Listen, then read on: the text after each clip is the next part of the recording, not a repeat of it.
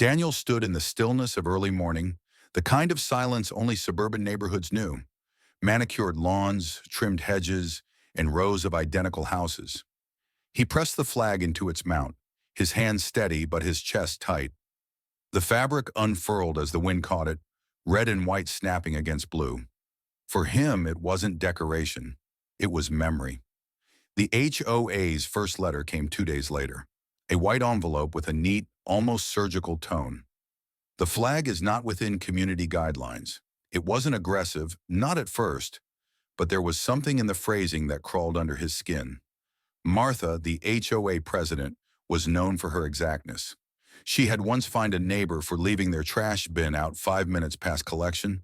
Her words, always polite, carried an edge that could cut flesh from bone. When Daniel read the letter aloud at the dinner table, his wife Laura frowned. "Maybe you should just take it down," she suggested carefully. His fork clattered against the plate. "I fought for that flag. I bled for it. They don't get to tell me it doesn't belong." The second letter arrived with a fine attached, the third with a threat of legal action. Each envelope felt heavier, as if Martha was reaching through paper and ink to push him closer to something he had buried years ago. At night, Daniel dreamed of desert winds and burning skies, of comrades who never came home. The flapping of the flag outside his window stirred him awake, heart racing as though it were gunfire. One evening, as he stood on his porch staring at the flag, Martha appeared on the sidewalk, her hands folded neatly in front of her. "It's a lovely gesture, Daniel," she said, her voice smooth as glass. "But rules are rules. Take it down, or there will be consequences." Her smile never touched her eyes. Daniel didn't answer. He only looked up at the flag, then back at her, his jaw locked.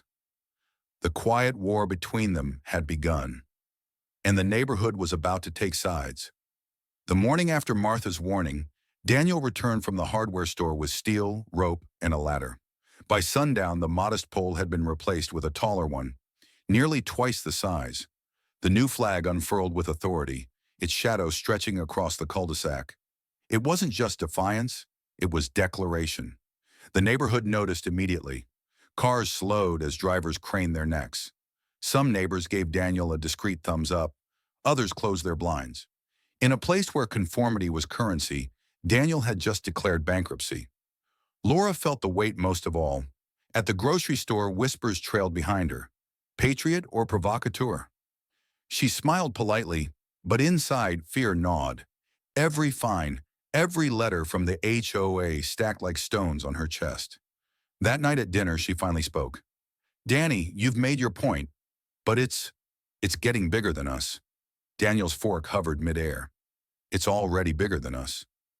"That flag isn't just cloth, Laura. It's everything I promised never to forget." Her voice softened, pleading. "I don't want to lose you to this fight." But he was already lost in thought, staring past her at the window where the flag's reflection rippled in the glass. Across the street, a man watched from behind half-closed blinds. His name was Richard, a quiet figure no one in the neighborhood truly knew. His eyes lingered not on the flag, but on Laura, as though he was reading something unspoken in her weariness. The divide sharpened over days. One neighbor pinned a miniature flag to their mailbox in silent solidarity. Another filed complaints to the HOA about Daniel's dangerous obsession. The street became a chessboard, each house choosing its color, each move tightening the air. Laura began finding anonymous notes in her mailbox. "Stand by him. We're with you." Another. "Tell him to stop before someone gets hurt." She tucked them away, saying nothing, though the paper burned her palms like fire.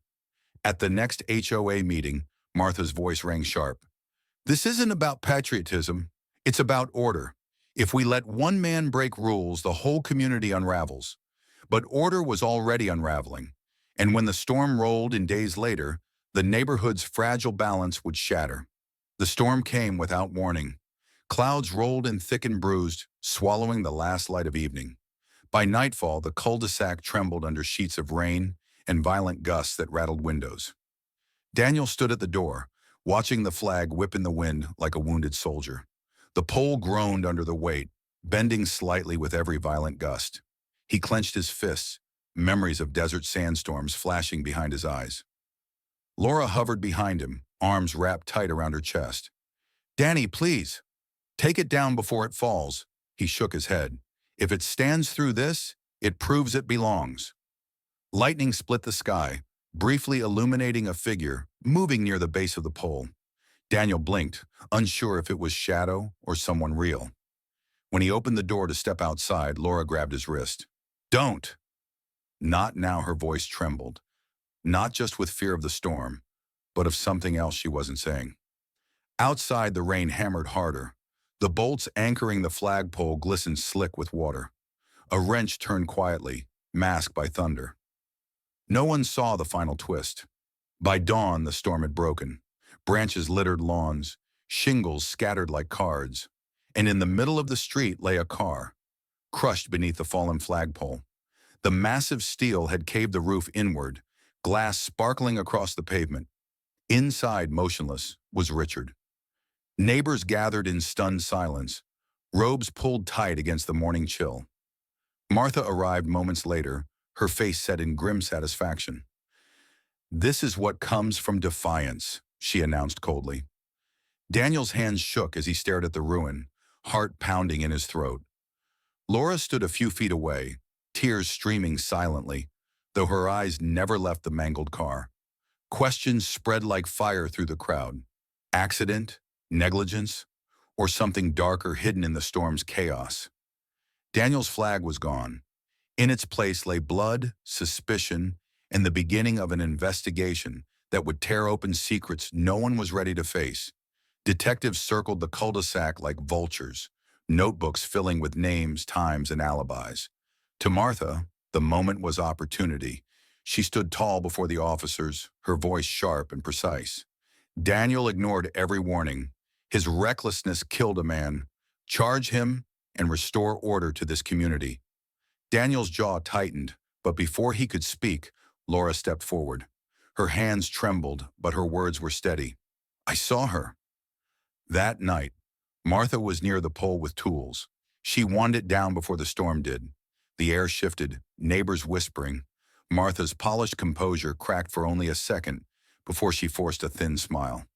"A grieving wife's imagination," she replied coolly, dismissing Laura with a wave. But Laura's grief wasn't for Daniel. It was for Richard. In the quiet of their bedroom later, Daniel pressed her. "Why do you look at me like I'm the guilty one?" Laura's voice broke. "Because it should have been me in that car." The words spilled out. The secret affair, the stolen glances, the nights Richard had promised her escape from the suffocating walls of their marriage. She hadn't just lost a neighbor. She had lost her lover. Daniel staggered back, the betrayal cutting deeper than Martha's accusations ever could. His world tilted. His flag, his marriage, his fight for pride, all unraveling into ash. Outside, the broken poles still lay across the asphalt, a silent reminder of the storm. But the true wreckage was only beginning to show. The investigation dragged on, but truth slipped through the cracks like rain through broken shingles. No fingerprints, no confession, no certainty. In court, Martha denied everything. Daniel was painted as reckless, Laura as unstable. The jury delivered nothing but silence. The HOA dissolved under scandal. Neighbors moving away, homes left hollow with suspicion. But the damage stretched far beyond community rules. Daniel and Laura stopped speaking, their marriage eroded by grief and betrayal until even silence felt sharp. Months later, a new flagpole rose higher than before, its fabric snapping in the wind. Daniel watched it from his porch, expression unreadable. To outsiders, it was patriotism. To those who knew, it was a monument.